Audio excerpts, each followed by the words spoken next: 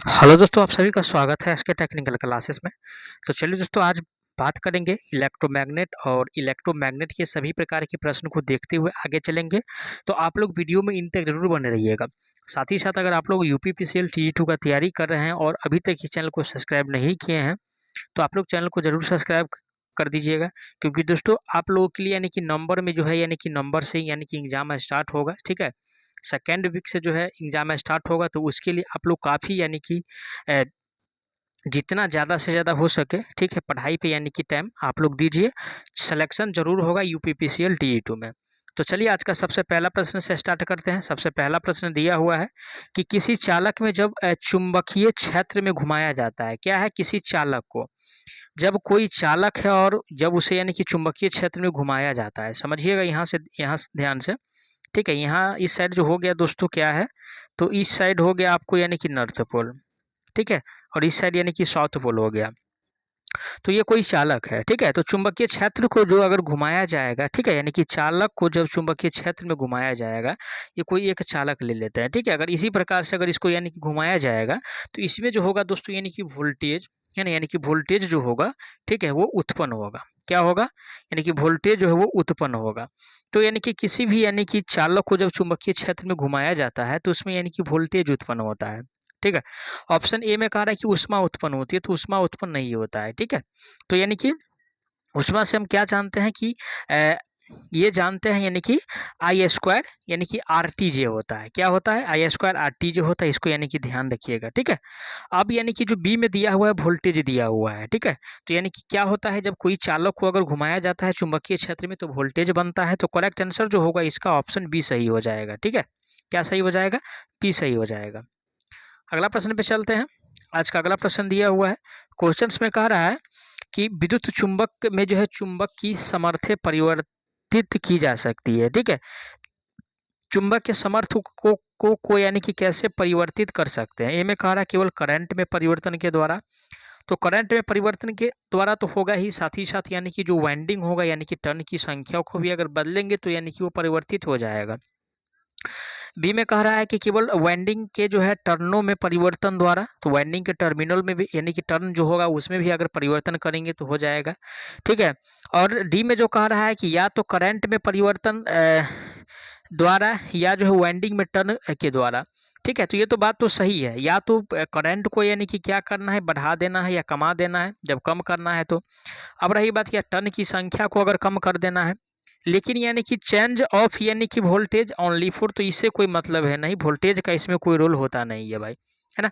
तो यहाँ पे जो सटीक आंसर की अगर बात किया जाए तो ऑप्शन यहाँ पे यानी कि सी सही हो जाएगा। क्या सही हो जाएगा, राइट आंसर जो होगा ऑप्शन यहाँ की सी सही हो जाएगा। ठीक है, चलिए अगला प्रश्न पे चलते हैं। अगला प्रश्न दिया है फेराइट निम्नलिखित से संबंधित है। क्या कह रहा है दोस्तों, यानी कि फेराइट कह रहा है ना, फेराइट कह रहा है। और फेराइट की अगर बात किया जाए दोस्तों तो ये जो संबंधित होता है यानी कि फेरो चुंबकीय पदार्थ से संबंधित होता है। किससे, फेरी मैग्नेटिक से संबंधित होता है। फेरी मैग्नेटिक मटेरियल जो होता है यानी कि फेरो चुंबकीय जो सामग्री होता है उससे यानी कि संबंधित होता है। अब रही बात यानी कि लोह चुंबकीय की अगर बात किया जाए, ठीक है, तो लोह चुंबकीय की अगर बात किया जाए तो जैसे यानी कि निकेल हो गया, कोबाल्ट हो गया, ये सब लोह चुंबकीय पदार्थ है। ठीक है, और डाई मैग्नेटिक की बात किया जाए तो जैसे यानी कि कागज हो गया, है ना, क्या, कागज हो गया। ठीक है, तो कागज हो गया, ये सब यानी कि डाई मैग्नेटिक सब्सटेंस है। अनुचुंबकीय की अगर बात किया जाए, सॉरी, पराचुंबकीय की अगर बात किया जाए तो पराचुंबकीय के अंतर्गत दोस्तों यानी कि एल्युमिनियम आ जाएगा। ठीक है, एल्युमिनियम हो जाएगा। ठीक है, तो ये सब जो है यानी कि पराचुंबकीय पदार्थ है। तो ये ध्यान रखिएगा, इसे यानी कि बहुत ज़्यादा प्रश्न पूछा जाता है। इसे यानी कि तीनों से यानी कि पैराचुंबकीय पदार्थ से डायमैग्नेटिक सब्सटेंस है। ठीक है, और फ्यूरोमैग्नेटिक सब्सटेंस है। अब रही बात की राइट आंसर जो इसका होगा यानी कि जो फेरी चुंबकीय पदार्थ है, ठीक है, ये फेरी चुंबकीय पदार्थ से जो फेराइट होता है, ठीक है, ये ध्यान में रखिएगा। करेक्ट आंसर इसका डी सही हो जाएगा। अगला प्रश्न पे चलते हैं। आज का अगला प्रश्न दिया हुआ है, क्वेश्चंस में कह रहा है कि विद्युत चुंबक की कुंडली से प्रवाहित होने वाली विद्युत धारा का उत्क्रमित होती है जब। ए में कह रहा है विद्युतीय क्षेत्र परिसारित होता है। ठीक है, उसके बाद बी में जो कह रहा है, बी में दिया हुआ है कि विद्युत क्षेत्र की दिशा परिवर्तित रहेगा। सी में कह रहा है चुंबकीय क्षेत्र की दिशा उत्क्रमित होगी। और डी में जो कह रहा है चुंबकीय क्षेत्र यानी कि ढह जाता है। क्या होता है? चुंबकीय क्षेत्र ढह जाता है। तो विद्युत चुंबक की जो कुंडली से प्रवाहित होने वाली धारा जो होता है, ठीक है, कब यानी कि उत्क्रमित होता है? जब चुंबकीय क्षेत्र की दिशा को उत्क्रमित करेंगे तब क्या होगा, यानी कि धारा भी जो है, ठीक है, तो उससे क्या होगा, यानी कि उत्क्रमित हो जाएगा। राइट आंसर इसका यानी कि बी सही हो जाएगा। अगला प्रश्न पे चलते हैं। आज का अगला प्रश्न दिया हुआ है, क्वेश्चंस में कह रहा है कि एक चुंबक के भीतर चुंबकीय क्षेत्र की दिशा होती है। तो ध्यान से समझिएगा ये प्रश्न, ठीक है। क्या समझना है भाई? ध्यान से समझना है। तो एक यानी कि नॉर्थ पोल होता है और एक साउथ पोल होता है। तो ये क्या पूछ रहा है, यानी कि भीतर पूछ रहा है। अगर भीतर पूछेगा तो सबसे पहले यानी कि बाहर जो चलता है, यानी कि मैग्नेट का जो यानी कि चलने का यानी कि जो गुण है, वो नॉर्थ पोल से निकल के यानी कि साउथ पोल पर जाता है। अंदर की बात है तो यानी कि साउथ से यानी कि नॉर्थ जाएगा। तो साउथ से यानी कि नॉर्थ जाएगा। तो यानी कि साउथ से नॉर्थ का मतलब क्या हुआ, यानी कि दक्षिण से यानी कि उत्तर। और ऑप्शन किस में दिया हुआ है? दक्षिण से उत्तर। तो ऑप्शन ए ही में दिया हुआ है। किस में? ऑप्शन ए ही में दिया है। राइट आंसर की अगर बात किया जाए तो करेक्ट आंसर जो होगा ऑप्शन इसका ए सही हो जाएगा। जबकि बी वाला ऑप्शन कब सही होता है? तो बी वाला ऑप्शन यानी कि उस कंडीशन में सही होता है जब यहाँ पे दोस्तों आपको यानी कि बाहर पूछता है। यहाँ पे यानी कि भीतर की जगह पर अगर बाहर रहता तो राइट आंसर जो होता है इसका यानी कि उत्तर से यानी कि दक्षिण हो जाता। करेक्ट आंसर इसका बी सही हो जाता। लेकिन अब जो यहाँ पे सही होने वाला है वो ए सही हो जाएगा। चलिए अगला प्रश्न दिया है, चुंबकीय परिपथ में जो है पारगम्यता विद्युत परिपथ के किस गुण के यानी कि बराबर होता है? ठीक है, यानी कि जो परमियंस होता है वो विद्युत परिपथ में किस गुण के यानी कि बराबर होता है? तो देखिए दोस्तों, यानी कि जो परमियंस होता है वो कंडक्टेंस के यानी कि जो इक्वल होता है। क्या होता है? कंडक्टेंस के जो है यानी कि इक्वल होता है। ठीक है, परमियंस जो है कंडक्टेंस के इक्वल होता है। ऑप्शन यानी कि सी में दिया है। करेक्ट आंसर की बात किया जाए तो ऑप्शन इसका यानी कि सी सही हो जाएगा। ठीक है, चलिए आगे बढ़ते हैं। अगला प्रश्न दिया है, क्वेश्चंस में कह रहा है कि शक्ति गुणांक मीटर में स्थिर कुंडली और चल कुंडली कैसी जुड़ी होती है? किस में कह रहा है दोस्तों? यानी कि शक्ति गुणांक मीटर में कह रहा है।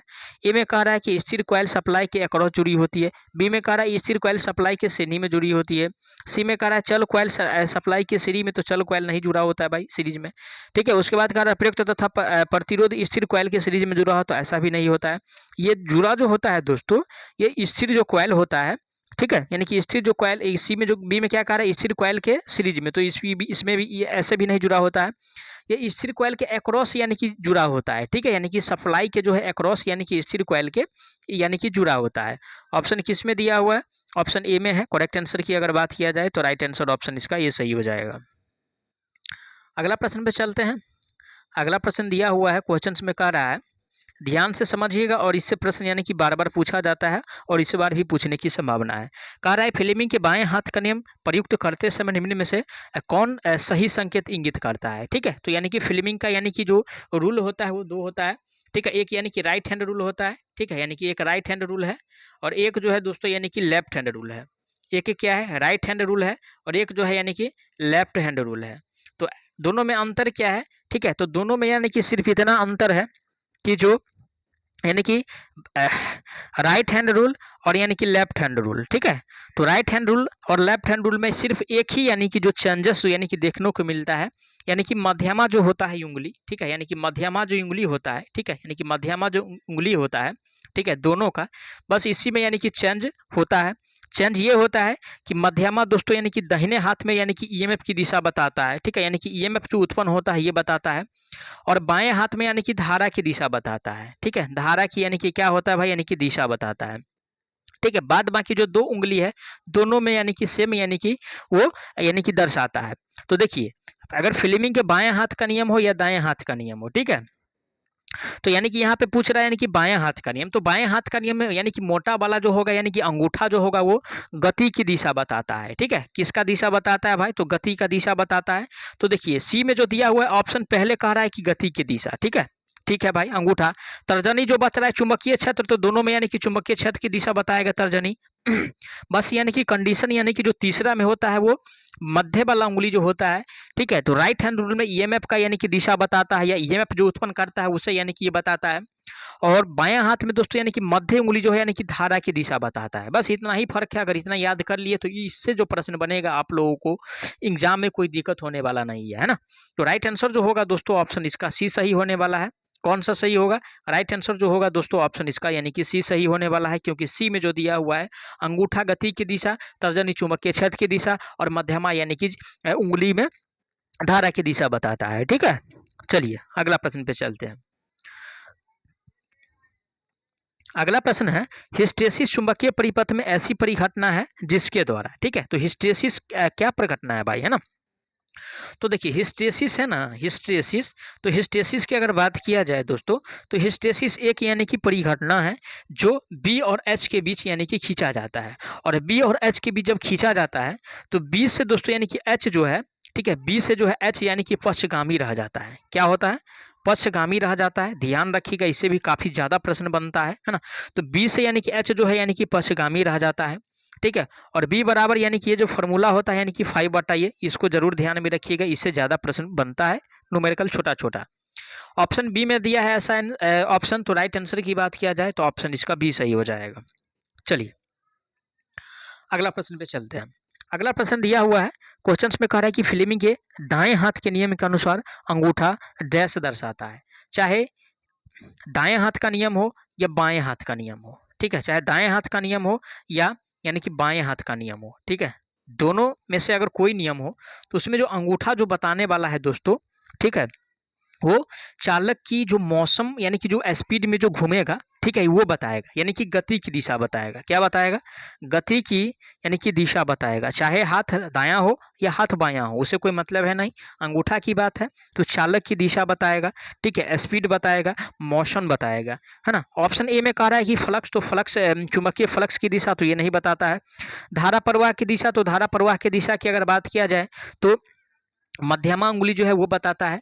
उसके बाद यानी कि क्षेत्र की दिशा की बात किया जाए तो तर्जनी बताता है, और अंगूठा की अगर बात किया जाए तो यानी कि चालक की दिशा को बताता है, यानी कि मोशन ऑफ कंडक्टर, ठीक है, मोशन ऑफ कंडक्टर ये बताता है फ्लेमिंग के बाएं हाथ के नियम में, ठीक है, ऐसा नहीं कि हम दाएं हाथ में बोले हैं, फ्लेमिंग के बाएं हाथ के नियम में जो है यानी कि चुंबकीय क्षेत्र की दिशा जो बताएगा तर्जनी बताएगा, ठीक है, मध्यमा जो बताएगा धारा की दिशा बताएगा, ठीक है, और यानी कि अंगूठा जो बताएगा वो चालक की दिशा बताएगा। अब रही बात कि यहाँ पे दाएं हाथ का नियम पूछ रहा है, और दाएं हाथ में क्या होता है दोस्तों कि अंगूठा हो बाएं हाथ का या दाएं हाथ का, दोनों में जो है यानी कि चालक की दिशा ही बताएगा, ठीक है। तो करेक्ट आंसर जो होगा ऑप्शन इसका डी सही हो जाएगा। चलिए आगे पढ़ते हैं। अगला प्रश्न आज का दिया हुआ है, क्वेश्चन में कह रहा है यदि दो चुंबकीय ध्रुव के मध्य दूरी डी है तो उनके मध्य बल क्या होगा, ठीक है, यानी कि उनके जो मध्य जो बल होता है उसके बारे में यानी कि बताना है। तो देखिए दोस्तों आप लोग यानी कि एक फॉर्मूला आप लोग जरूर देखे होंगे, ठीक है, ये जो फॉर्मूला होता है, ठीक है, यानी कि ये जो फॉर्मूला है F1 इंटू F2, ठीक है, बट्टा यानी कि डी स्क्वायर, ठीक है। तो ये फॉर्मूला जो होता है दोस्तों ये मैग्नेट का फॉर्मूला है, ठीक है, किसका फॉर्मूला है? तो मैग्नेट का फॉर्मूला है। अब रही बात यहाँ पे डी जो है, ठीक है, यानी कि डी जो है चुंबकीय ध्रुव का जो होता है यानी कि डी स्क्वायर के व्युत्क्रमणीय यानी कि व्युत्क्रमानुपाती होता है, यानी कि इनवर्सली प्रोपोर्शनल होता है। ऑप्शन जो ए में जो दिया हुआ है दोस्तों डी के प्रत्यक्ष समानुपाती, तो प्रत्यक्ष के समानुपाती नहीं होता है, ना डी के व्युत्क्रम यानी कि व्युत्क्रमीय समानुपाती होता है। डी स्क्वायर के जो है दोस्तों यानी कि व्युत्क्रमीय का मतलब क्या, यानी कि इनवर्सली प्रोपोर्शनल, और इनवर्सली प्रोपोर्शनल का मतलब यानी कि ये बट्टा, जैसे यानी कि 1/r² या 1 यानी कि डी स्क्वायर, ये सब क्या है, इनवर्सली प्रोपोर्शनल है। और ऐसा जो ऑप्शन दिया हुआ है किसमें दिया है? ऑप्शन सी में है। करेक्ट आंसर की अगर बात किया जाए तो राइट आंसर जो होगा ऑप्शन इसका सी सही होने वाला है। चलिए आगे बढ़ते हैं, अगला प्रश्न पे चलते हैं। अगला प्रश्न दिया है कि निम्नलिखित में से कौन सा कथन सत्य है, ठीक है, यानी कि सही जो कथन है वो बताना है। ए में कह रहा है एक प्रकार के ध्रुव एक दूसरे को आकर्षित करते हैं। बी में कह रहा है कि ट्रांसफार्मर में गुंजन प्रकार की ध्वनि इसकी वाइंडिंग में विकसित होता है। तो इसके वाइंडिंग में तो नहीं विकसित होता है दोस्तों गुंजन, ठीक है, यानी कि जो कोर होता है ट्रांसफार्मर का उसमें ये देखने को मिलता है गुंजन। सी में कह रहा है कि मैग्नेटिक फ्लक्स की इकाई वेबर है। ये बात तो सही है कि मैग्नेटिक फ्लक्स की इकाई वेबर होता है, ये तो सही बात है, सही ढूंढना भी है। ऑप्शन डी भी पढ़ लेते हैं। वोल्ट मीटर को श्रेणी में लगाते हैं, तो वोल्ट मीटर को कभी भी श्रेणी में नहीं लगाया जाता है। वोल्ट मीटर को हमेशा यानी कि समानांतर में लगाया जाता है। किसमें?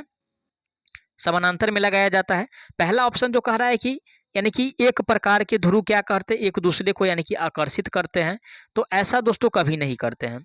एक प्रकार के ध्रुव जो है एक दूसरे को प्रतिकर्षित करते हैं। क्या करते हैं?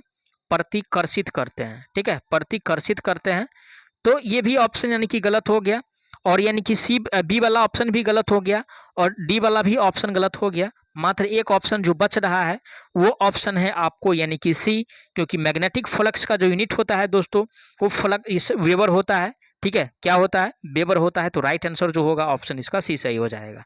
चलिए आगे बढ़ते हैं, अगला प्रश्न पे चलते हैं।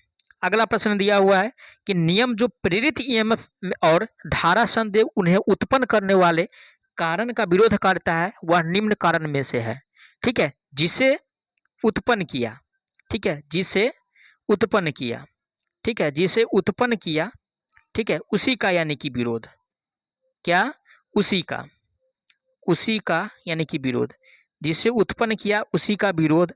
तो ये जो नियम जो दिया है भाई यानी कि लेंज जी ने दिया है। लेंज लॉ जो है इससे यही समझते हैं कि जो फॉर्मूला होता है -n d∅ यानी कि dt होता है, क्या होता है, -n d∅ यानी कि dt होता है। तो ये ध्यान में रखिएगा, ये जो भाई साहब थे ये खुद बोले थे कि हम जो काम करेंगे खुद अपना का ही यानी कि विरोध करेंगे। इसका मतलब तो यही हुआ भाई, जब इन्होंने फॉर्मूला दिया और यानी कि विरोध करने वाली बात कर रहा है, कोई भी फ्लक्स उत्पन्न होता है तो उसका यानी कि विरोध करता है ना।